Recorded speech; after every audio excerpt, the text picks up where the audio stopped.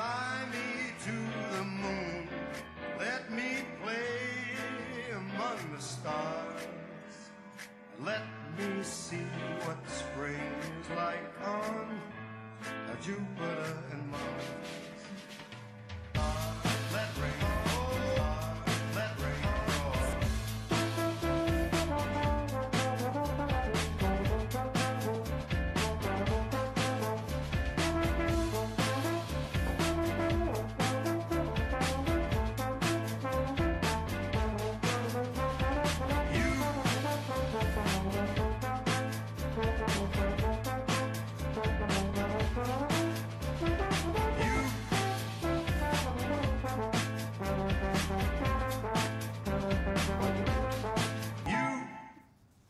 Good afternoon and welcome back to Laurel Park, and thank you for joining us on this Friday edition of Today at the Races. I'm Gabby Godet, joined by Keith Bustel.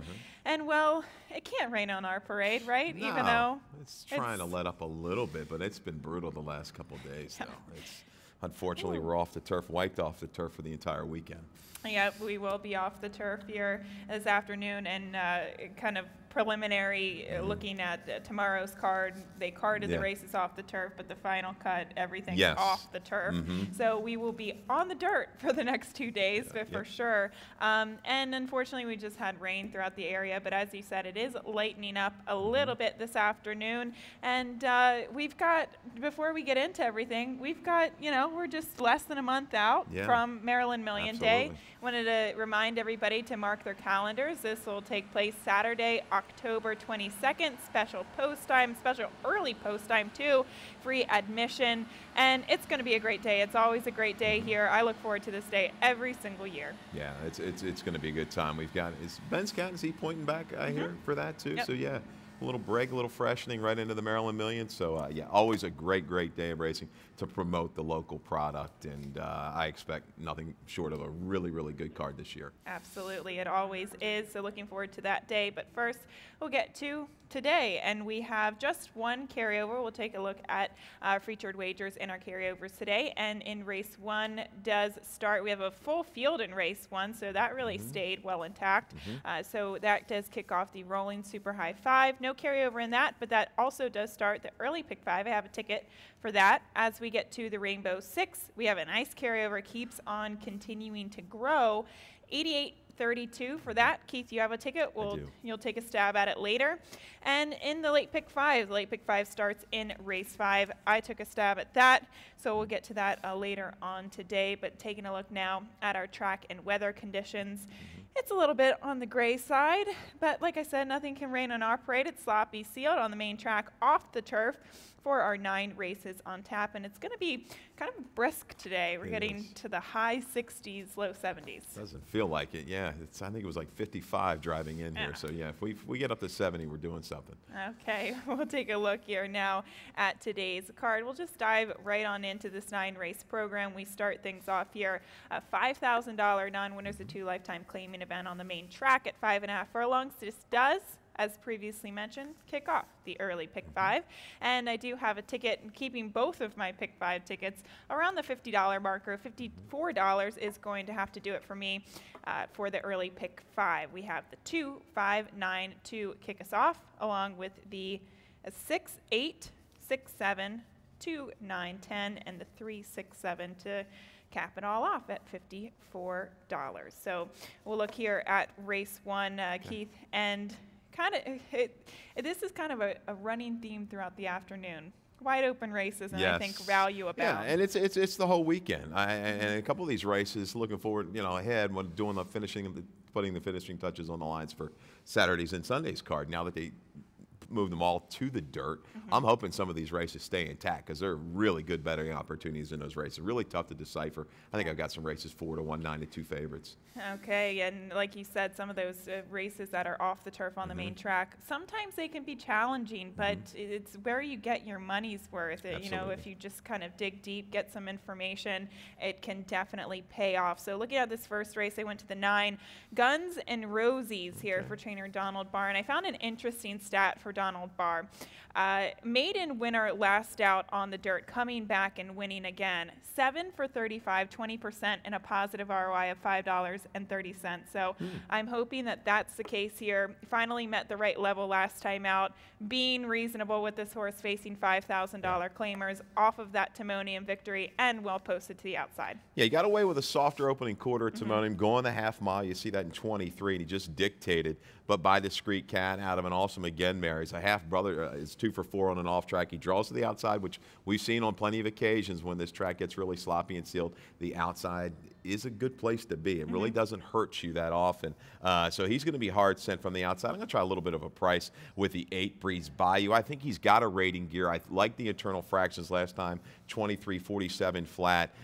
They were quicker, like 3/5 quicker and 2/5 quicker than the half, than 3 in lifes in the next race. So I think Breeze Bayou tighten it up a little bit off the 7 furlongs, turns back in distance. So you're going to get a price on him. I think from that outside position, might be able to rate stalk and make a little move into it around the turn and go on from there. But there is plenty of speed in this race. Guns N' Rosy, Big Brother Bubba, it was super quick, 22 and 3 internal last time out at Laurel. Inside against Better, goes a big plummet today for this barn. You know, you'll suspect of that, a low percentage barn, but it's definitely going to be on the engine from the inside. I'm hoping Breeze Bayou can rate. I don't want to see him sending. I like to see him about 2 lengths off of it and make a move around mid-turn. Okay, the Ford Drive at Night is the horse you throw into the exacta. Finally got off the duck last time out. It was a 14-time maiden, but he managed to sit a bit closer to the pace last time out, and maybe that was all the difference. And I liked his draw. He drew outside. He's had a tendency to be a little bit of rank and steady leaving the gate when he's caught in between horses. That's my biggest worry with Drive at Night. I think he's going to get the right kind of setup. I know Keep Your Eye on the Blotto, beat him handily 2 races back. I think he's got even more speed to run at today. If he can just come out of the gate clean, I think he'll rate and make a nice move into it for Toledo and Damon Dillavico. It's a race where you have to get creative because you look at horses that'll probably be well bet, like the 2 Not for Fun, who's 1 for 31. I mean, I throw him up there because he's consistently hitting the board, just not consistently finding the winner circle. And we have a horse like the 5 Tricky Lion, who's 1 for 24. So it's like these horses, they just don't have any follow through. So why not go with a new shooter? They've had plenty of chances. Keep Your Eye on the Blotto, who I think is going to be the favorite in here. He's shown a little bit of a different dimension the last 2. He's been able to sustain a little bit better pressure. Shortening up should be okay. Off track should be okay for him. Just something there. I think he's going to make him. He's going to get tied up maybe mid-stretch with a couple other horses and maybe falter late. A shorter price, I got to try to go against him. Okay, that is race 1. Once again, starting that rolling super high 5 that takes place throughout 9 races today. And we do have, it kicks off the early pick 5 as we get to race 2, this open $25,000 event. Originally carded for the turf, will run on the main track at 5.5 furlongs. And kind of a mad scramble from here, Keith, but you stick to the 6 Pret Say I off of a treble trip last time out in the Jamila. Yeah, a real trouble trip. We were going to show some video of this horse if it was back on the turf. Had to take up sharply. Checked a couple times leaving the far turn and showed a lot of willingness late. Got out to the outside and closed up ground against Lovable Lady, who we're going to see. I think I've got her slight favorite in a stake on Saturday. But Pret Say I, he can win. I mean, she can win this race on the dirt. Her dirt form is okay. We're going back to January of this year. A good race for 30,000, similar type of field. She doesn't need the lead. She'll have some target. I think Officer Buns will go out. Penny's Appeal has shown some speed on the main track. But I think Pret Say I, Lacey's got this horse in pretty good form right now. I think she's going to stalk and pounce. Yeah, you could argue, well, maybe she just got a little bit better once getting back to sprinting on the turf, but her dirt numbers are right there, and she's proven that she can handle a track with a little bit of moisture in it. So there are a lot of things to like about Pret Say I. I'm going to stick with Cursive, and I know this is kind of an odd. I mean, she had no excuses last time out. You could potentially say she was a bit outclassed in that race. It came up relatively tough. They're finally getting, reasonable with her, dropping her into the right level today. She didn't handle a sloppy sealed track 2 starts back, but I'm still hanging on that race that I saw in late July. It was too good to overlook, and maybe she's just better than these horses today. She's faced some decent horses in the past. You're right. The race in July was real good. She had to alter course. She got up. You know, the last two, it just It's a head questions scratcher. abound. You have no idea. But they still hang with her. They don't drop her way down. But and you should say she put in 2 tries, good for the tag, back to back. So Cursive out there. I expect to bounce back up. I don't think she can run any worse than she's done her last 2. I hope not. Yeah. And the 2 Pennies Appeal, Trevor McCarthy now aboard here, the 2 Pennies Appeal, and you alluded to it earlier. She does have a tendency to show a little bit of speed when she gets to the main track, and I hope we can see that resurface today, because I think that's kind of our best hope here. I do. I agree. So, and I think Charm City gets relief from the dirt races that she had run in prior. A mile and 16th on the dirt back in June at Turf. I don't think that's really her game. Sprinting's her game. She freshened up. Trainer Mary Upler's got like 4 or 5 horses in today, and most of them are pretty live. Okay, we get to race 3 on the card, a maiden, a $10,000 event, 5.5 furlongs on the main track, scratch the 1 LG Crash in here. And this was kind of an interesting race because we have these horses like trained by Wayne Potts, like the 6 Supervisor. We oftentimes see him get these, you know, West Coast acquisitions, and it's either feast or famine. They either deliver or they run pretty badly. Exactly. I'm going to stick with this one. And not really basing my opinion off of the back form. If I'm basing it a little bit off the back form, I like that he did show some speed at Santa Anita going the mile, and maybe we could see him on the Class Relief show that speed today, perhaps wiring the field. I just like the recent workouts since, you know, this horse was acquired by Wayne Potts, 48-3 on the main track at Laurel, and I'm just hoping he shows a little bit of gate speed. I don't have any firm opinion, so I can't fault you for going with a bit of a price. You go to the 8, Stephen Got Edie. I'm just going, out of the box in this race. You've got Shot the Sheriff, 0 for 11. Last race was okay. The second place finisher, interest rate sweep, had been running like mid-60s, was a 1-2 shot. So I think he's going to be part of the pace flow a long, long way in here. But yeah, as you say, Supervisor, a $440,000 purchase. He better be able to go work a half in 48-3 if you're going to pay that kind of money. I know. It's a little disparaging. I don't know what to say about that one. But Stephen Got Edie took a lot of play last time out. I had no idea why. 10-1 opened up, I think maybe 7-2, 4-1. I kept scratching my head, what's going on? Didn't run really a lick on the turf.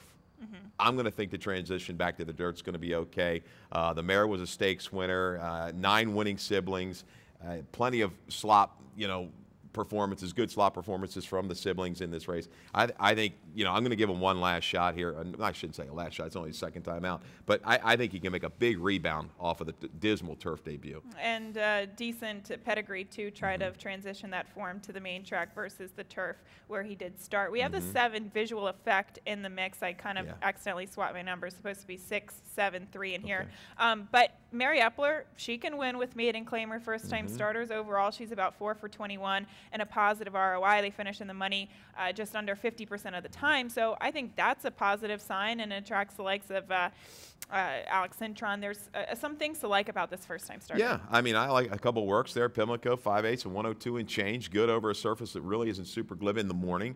That's good enough. The mare, she's been very productive. This horse is a half to Charm City, who we're going to see in the race prior. She can run a little bit.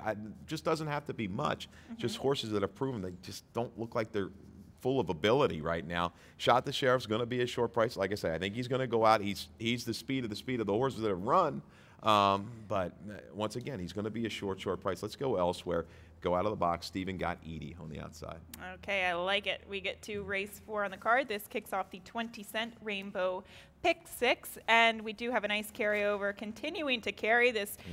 $8,800 in that carryover for the Pick 6. And Keith, we started off at 5.5 furlongs onto the main track, and I'm interested to see your Pick 6 ticket. You took a stab at it today. I did. $44.80. We're going to single Super Sharp in the 7th race. Number 4 was hoping to get on the main track and got the main track, just what the doctor ordered for Mary Upler's runner. But in the 4th race, starting it out, I think the road goes through 9 knee, whatever you want to call them, for Jackie Savoy and the 10 Great Provider. 2 deep there, 2 short shots in the 5th, the 6 in arrears, and 13 a la Reeve for Cal Lynch. And we're going to spread a little bit. 6 race, Blackjack Bust, our really big debut at Delaware.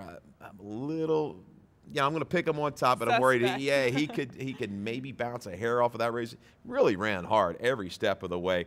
Throwing in Linda Albert's first, her twin Valor, a $70,000 purchase with the Lasix on. Into Mischief has done very well. Discreet Heat will throw in there along with Cape Lookout. It had a couple problems. Singling, Super Sharp, and the rest from there. But we're going to go $44.80 on the ticket. Okay, I like it. That's definitely affordable. That's a fun ticket to play. And like I said, there's value abound in some of these off-the-turf races. You just have to... You have to dig for a little bit of information and hope that luck is on your side a little bit. But we do start it off, as previously mentioned, 5.5 furlongs there on the dirt for the starter optional claimer. And you and I kind of saw eye to eye in here with our top 2 selections, and that you land on the one, Nye, who was entered for main track only. Yeah, and I think this is horse. I have no idea why they tried this horse on the turf after some good races on the dirt. Throw the last out when pinched at the break at Delaware. I think he could be the controlling speed and doesn't necessarily need the lead, but man, he ran a really big race against Gursky. 12 Stones come back to win an allowance race. I think Nye's going to be fine here. Turning back in distance, getting a sloppy surface, I don't think that's going to be an issue. But Great Provider will have him in his sights, no doubt about it. The only reason why I gave the Great Provider a little bit of preference here is because he hasn't tried these type of track conditions before, so there's that unknown factor, which I think is a positive, whereas Nye, and he only has one start over and off track, but it was, you know, a subpar performance on a muddy sealed going. He might get a little bit different conditions today, but that was and he didn't make the lead that day, and I do think that this is a horse that definitely prefers that position on the front. Well, let's hope the rider then just goes ahead and sends we can get an alert break. Yeah, because looking at the rest of this field comparatively on dirt, you know, Shock has shown some speed on the dirt. Maybe Rock Me Again. His speed looks better on the turf course. I don't know if Great Provider has quite the gate speed of Nye. We're going to find out, though. I don't think so, and I don't really want him to, because when he drew inside going 6 furlongs on the turf back earlier this year, the 2nd of January, he was kind of hard sent from the rail because he really had no other option but to go from that rail post position. But I actually think he runs a bit better when he can just relax and maybe stalk or press to the outside. So with his post position today going back to the dirt, I think he's given a few more options. Keith, you rounded out here with the 6 Sweet Liam, who he's an interesting one because sometimes, not so much on the dirt, on the turf, but on the dirt, he's capable of showing a little bit of early footing too. He's certainly changed tactics on the turf course, and it's worked okay. You're right. He was kind of maybe a headstrong horse on the dirt up at Penn National and a race over at Pimlico. Yeah. If he gets back to the dirt, maybe he will go ahead and entertain Nye on the front end. But I'm hoping that he's kind of settled into a pattern of taking a little bit off the pace. He's comfortable running like that, and we'll go from there. But 9 or 10, I think one of these two gets it done.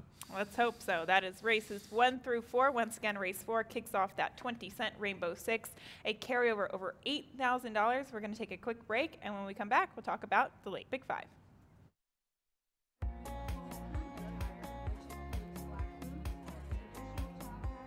Save the date, October 22nd. Don't miss the 31st annual running of the Jim McKay Maryland Million at Laurel Park. Entertainment for the whole family. Don't miss the fun at Laurel Park, Saturday, October 22nd. For more information, visit MarylandMillion.com or MarylandRacing.com. Welcome back to Today at the Races. Gabby Gaudette joined by Keith Fusel, and we look at race 5 here. A nice maiden special weight, originally carded for the turf. On the main track, we are off the turf for this 9-race program, but the pick 5 does start here. Industry low takeout at 12%, and we don't have a carryover, but I have a ticket. $54, just like the early pick 5, and hopefully we get through here. I'm using your same key horse as well later today, Super Sharp in race 7, but using 3 horses to start us off, the 3, 6, and the 7, once again in this maiden special weight. The next race is a dirt maiden special weight, 289. It's going to cut it for me. Spreading in race 8 with 4 horses, and then I will cap it off with the 1, 5, and 8 in the closing leg of the sequence. So hopefully we have some luck, and hopefully it pays well. We get to race 5 here, and again, the 6 in arrears is one that was entered for main track only. He posted a 62 buyer Yeah. speed figure last time out. What do you do with a horse like this? Just nearly blew up the tote board. 53 to 1 in debut by Scipion, out of a Sea of Secrets mare. They could have probably gotten away with running this horse for 25 or 16. I don't know if anybody would have jumped in. He probably would have won by the length of the stretch.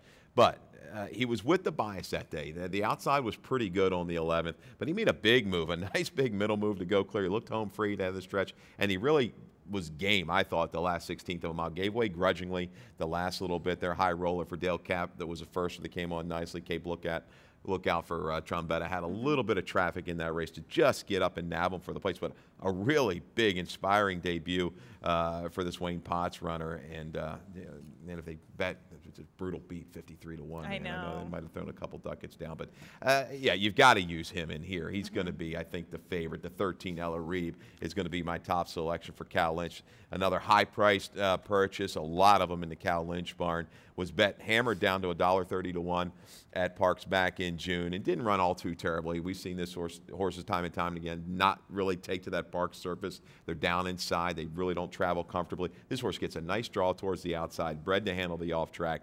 Hammered down, the third place finisher came back to run a 67 next out. I think second time is going to be the charm for Ella Reeve. Does he draw in off the also eligible, though, is my question, because I don't know if there were any scratches in the body of the race. Oh, I had thought that he was coming in. He's not scratched last time I looked. So all right. we'll maybe not. We'll then keep an eye out on him strike because that. I think he's one that you definitely have to Okay. pay attention to. So just make sure you right.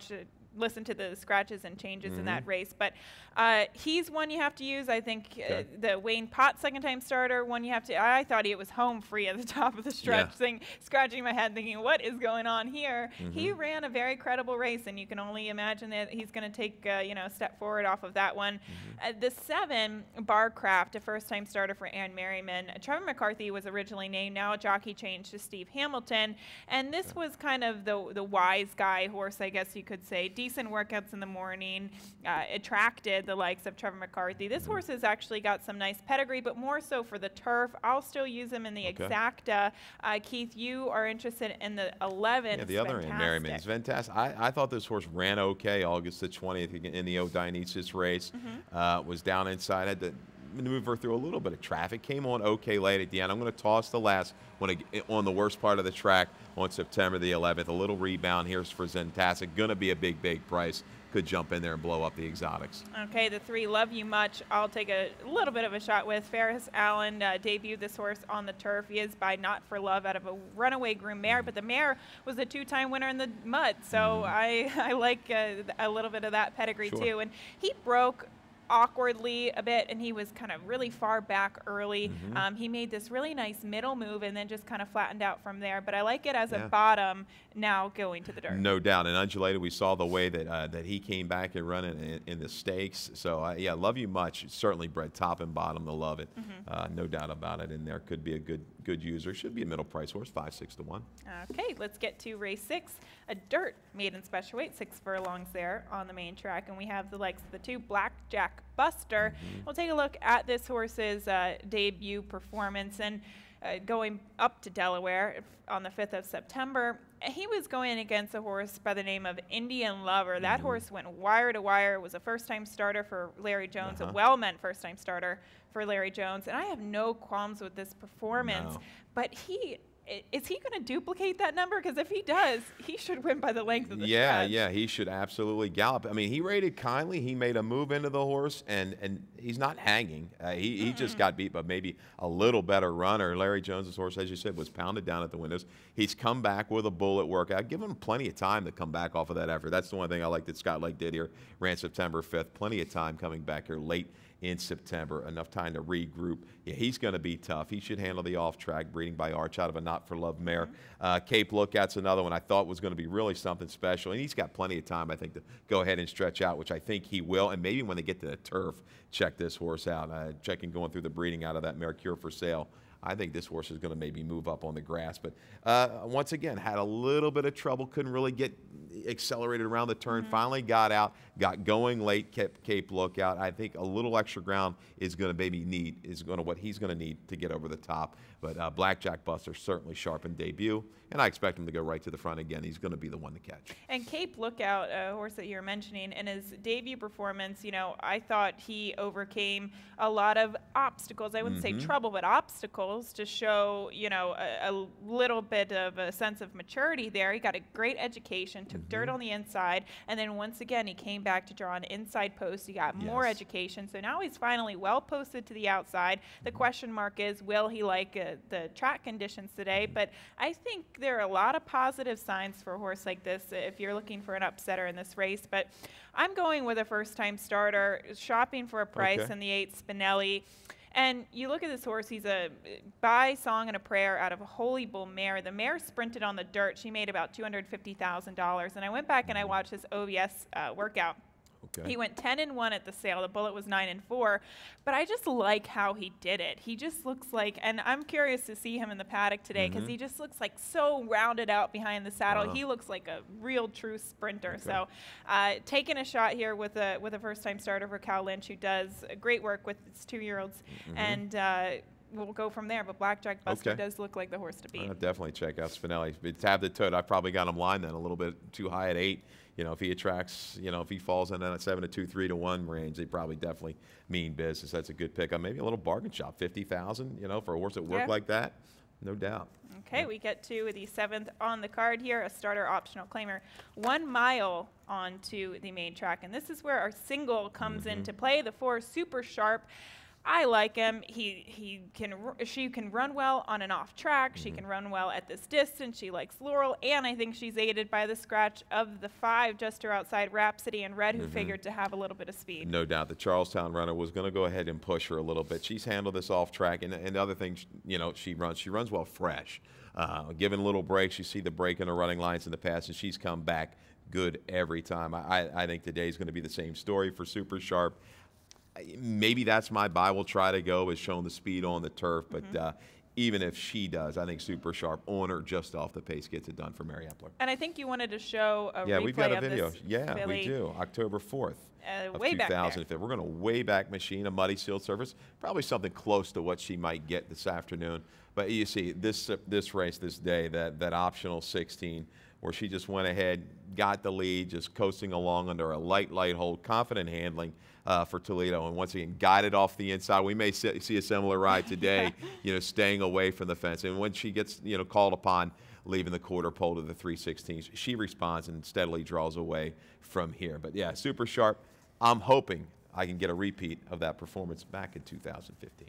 It looks like deja vu all over again with the track conditions today, but beyond her, Keith, for for entertainment purposes. The 7 Boosting I thought was an intriguing one, and she's really going to have to improve from a numbers standpoint in order to beat Super Sharp. But she does like an off track, and she found the winner's circle last time out on a muddy seal track here, going the mile in an off the turf race too. So maybe history can repeat itself. She does have to improve, but one thing is she'll have the advantage over the rest of the field who might not like the track conditions. That's true. That's true. And I think the one Noor Ayoun is a horse that's she's kind of dropped back into the right kind of conditions. She hasn't run quite as fast on the main track as Super Sharp, but she's going to hope for a lively pace up front. She likes to come from the back of the pack. Enigma, and it kind of intrigues me a little bit for trainer Michelle Nevin, a trainer that hits at a high percentage with runners at Laurel and in Pimlico. Anytime they come to Maryland, they're tough. Made a good move, a really quick second quarter.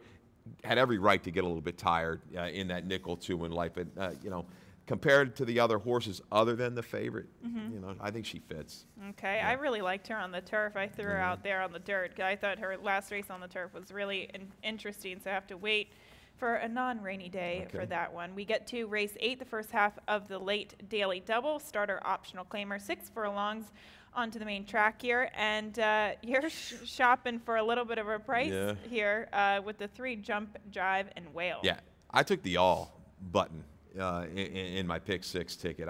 This race really gave me headaches trying to work through it. Slick William, I think he's got a touch of hanging. I'll take a chance at me. Hasn't followed through. I've been chasing him. Big Air, what's he going to do? This is the first time he's been, as a gelding on the main track. He's got a lot of speed. He's going to go right out to the front. Gotta Be Gold hasn't been seen from a barn that we know is dangerous. Guadalupe Preciado every time he ships in. Nicodilic Rocks, pounded down, disappointed. Let's go for a shot. Jump, Jive, and Whale.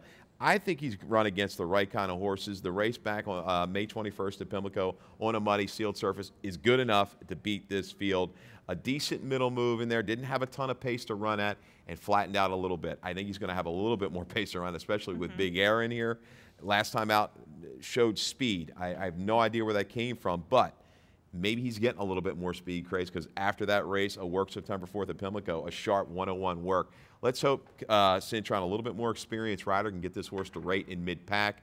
I think he's got enough kick, to get it done at a good price. Maybe the light bulb clicked a little bit last time out in terms of his speed. But the 8, Slick William, let's go back and look at this race because both Slick William and Nicodilic Rocks come out of this same race. Not too much separated them. We saw Nicodilic Rocks get pretty much a preferred setup trying to close from off of the pace, and he was the beaten favorite with that preferred setup at 80 cents to the dollar. Slick William, on the other hand, I thought this was an odd placement for a horse like this. He was kind of aggressively sent out of the gate to duel in between 2 horses on the backstretch. This is a horse who never previously showed that amount of early speed. Was that just to wake him up a little bit, to maybe gain some confidence on the lead? Because you did allude to it, Keith. Sometimes he has a little bit of hang in him. So maybe they try to revert to different strategy. I just thought this was kind of an odd placement, and he still ran really well. He did. And going back and look at that field, if I remember, there wasn't maybe a lot of horses with ones on their pages, that wanted to go out. Maybe Hart says, you know what, let's go ahead and put this horse into the race early, because even Iredell, who really isn't a speed horse, was up entertaining the pace, and he kept on nicely. He did not like the track at Timonium at all. He was kind of climbing a little bit, wasn't handling that surface. Came back a real big effort there. Yeah, I shouldn't say that he hung. He was pretty game in that race. So strike that. I don't want to be too tough on my man Hartzell on his horse Slick William. But, yeah, he's going to be out there again.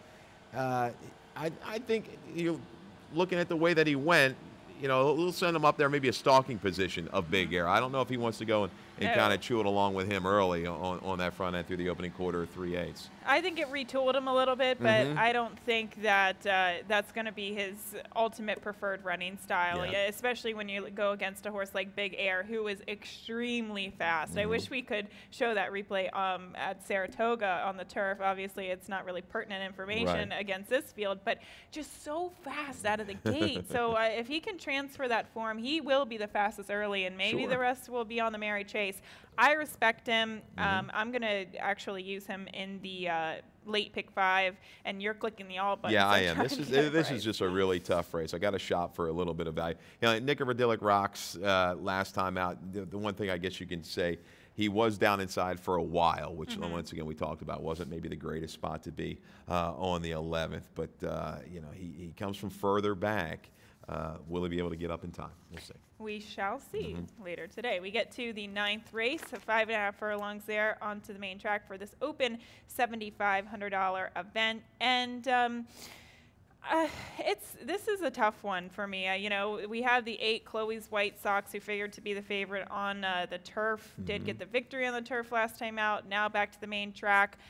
It was encouraging that this horse won last time out. I don't have a very, very strong opinion in this race. I'll be using the 3, legitimate horses in this race to cap off the pick 5. I think the 2 horses to beat, the road goes through the 5 and the 8 Chloe's White Sox. They kind of run against each other a few times up at Penn National. I like the fact Billy Campbell reached in and grabbed Always a Contest, just holding steady at the level. Gets the main track what he wanted. She loves the distance. She really likes Laurel. I think she was, 2 races back, she kind of dueled. She can handle that. Maybe she's better from just off of it. Billy Campbell's a trainer. He goes in for these lower level horses. He's had a lot of success in the past. And I said the day he claimed her, I said, I'm betting this horse when she comes back. Here she is. She's back, properly spotted, gets the race onto the main track. She's going to be forward a long, long way in here. And a rider change there to Anna Caro on the 5, always the contest. And I agree with you. The road goes between those 2 horses. I was trying to get a little bit creative with the one Sassafras Springs to the inside, who ran an okay race at Charlestown in the slop. You know, I don't know how her main track form from Charlestown is going to transition here. And she looks to have speed from the rail. She could get a little bit softened up to her outside.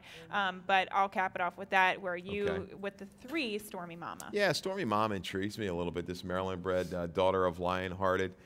She's a trier. There's no doubt about it. I like the way she relaxed last time at Timoni when another badge just kind of went out there and opened up. She didn't really panic. Laurel Glasser just sat patient, and this horse kicked on nicely. A little shorter distance here shouldn't hurt her chances at all. She'll be firing late from off the pace.